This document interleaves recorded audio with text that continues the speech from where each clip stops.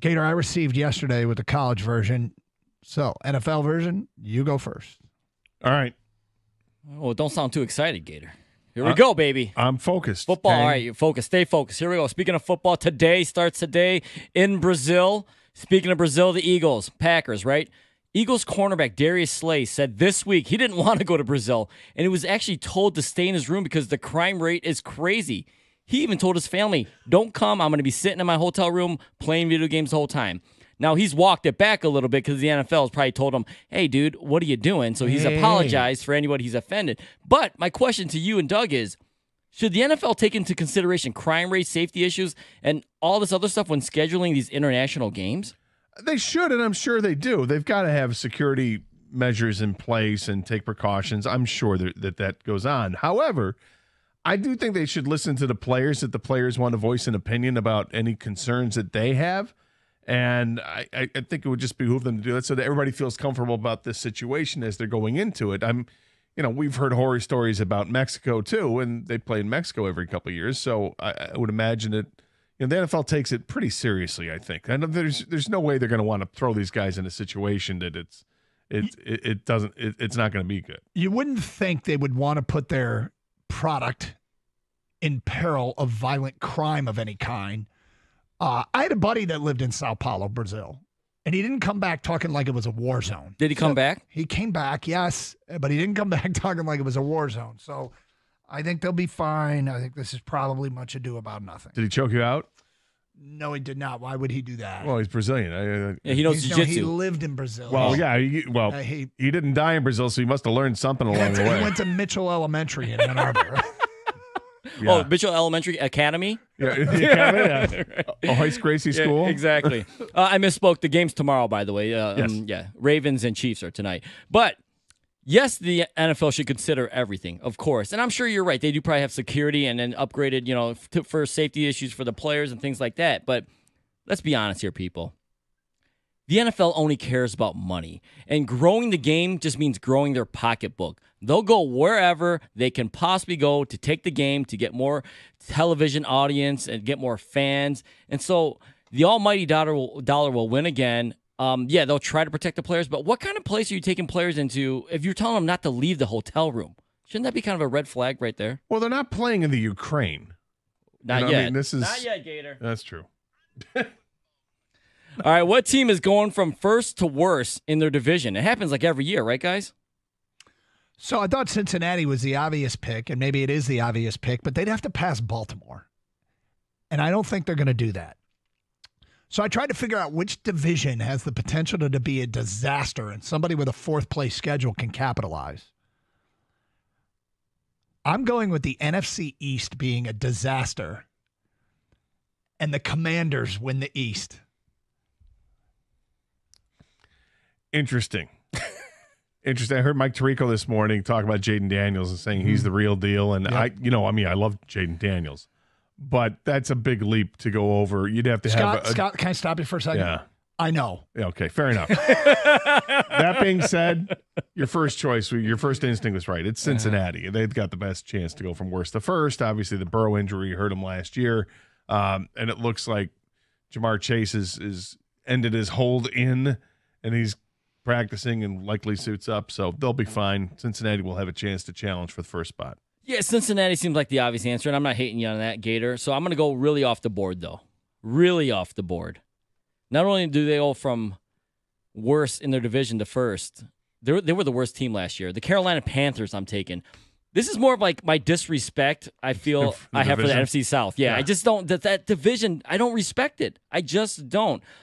What if Bryce Young's Stroud year is his second year? Not every quarterback hits the ground running like C.J. Stroud did. It's going to take him some time. He was 1-1 overall. He gets a new head coach, more offensive-minded. That head coach helped Baker Mayfield last year. Maybe he can help Bryce Young reach his potential. They did add some offensive pieces as well. I think Carolina's got a crazy outside shot to take that division. All right, who's the first coach that's fired this year?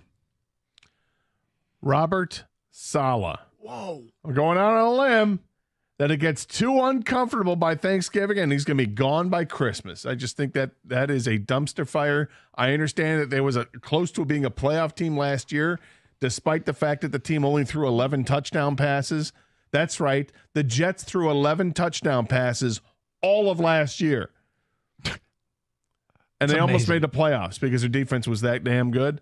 But I just think there's just going to be too much acrimony with Robert Saleh and Aaron Rodgers, and it's going to blow up. So I go back to the NFC East, which I think has potential to be a mess. It is a well. Is it Dable? Is it McCarthy? Is it Sirianni?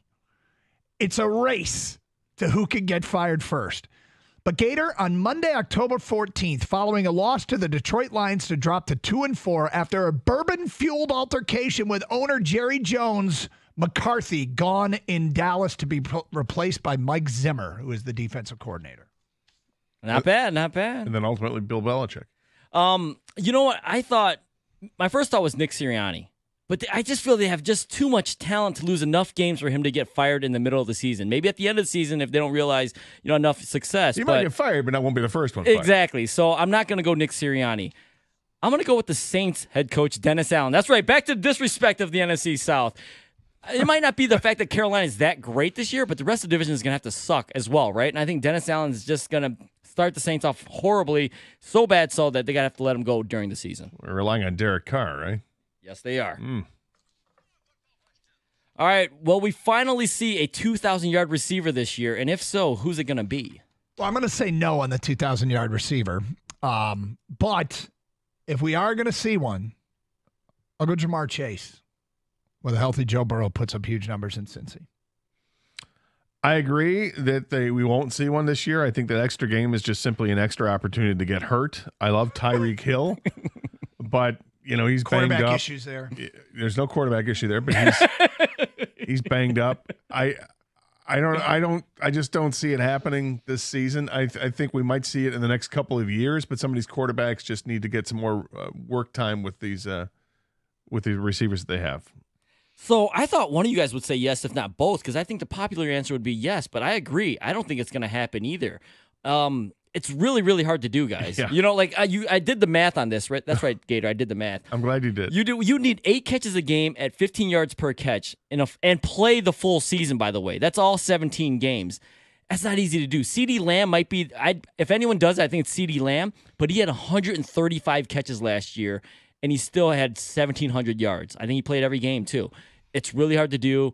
More weapons for all these quarterbacks. I know it's a passing league, but they're spraying it around more.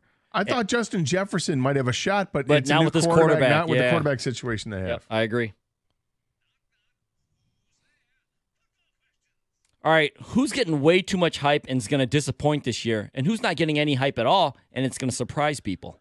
All right, so this is interesting because I'm not sure who's really getting hype and who isn't getting hype, but I'll answer the question. I went with Devontae Adams because everybody thinks that he is one of the top 3 receivers in football. All the receivers just rave about him, and yet he's stuck in Vegas with a crappy quarterback situation. I just don't think he's going to live up to any of it. I think when the second he got moved over there was just a death sentence for his career. He's got to get out of Vegas. As far as someone who I think is underrated and going to have a really good year, I know that we joke about the Achilles injury a little bit with guys coming back, but I really think that Kirk Cousins has an opportunity with the weapons around him. He had weapons in Minnesota and put up some really good numbers, but he's got a solid running game too right now with Bijan Robinson, and I just think it's a winnable division too. And because it's a winnable division and he's got the weapons, I think he can end up winning the division. And he'll get heralded as what a great season he had. It's really hard with the hype question because I feel like the NFL, we know and hear about everybody. So and there's a lot of respect for a lot of skill position players and all that. So I'm trying to think of somebody that's off the radar that used to have hype and now people have given up on, but is going to get some help. I think Kyler Murray might have a bounce back season this year in Arizona. And as far as too much hype, I'm going to say that the Super Bowl favorite Green Bay Packers are going to let down Green Bay. I can't swing a dead cat anymore without seeing – I probably shouldn't say that anymore. But without seeing a Green Bay selection to win the Super Bowl. In fact, CBS Sports had a bunch of experts pick today. The most popular pick is Green Bay to win the Super Bowl. Green Bay's going to let down. Yeah, Sports Illustrated going downhill again. Doug, I was very close to picking Green Bay as well. I think Jordan Love's good, but I feel like this is too much praise too soon for him and that team. But ultimately, I went with Aaron Rodgers and the Jets. I mean, there are some media members picking the Jets to go to the Super Bowl this year. NFL put him on so many primetime games this year. Aaron Rodgers, has he even met his teammates yet? Does he even like his teammates? This guy's in a darkness retreat every other week. I'm not sure he has any chemistry with these guys. He almost ran for VP of the country, So, I think the Jets and Aaron Rodgers specifically is going to let a lot of people down with all the hype. As far as not getting any hype, I'll go back to it. Bryce Young, I just feel like he's been completely overlooked because of the year Stroud had. He's very young, 1 year into the league. New coach, better suited for him. More weapons, like I said. They picked up Jadeveon Clowney on defense. I think Bryce Young has a much better year than people expect.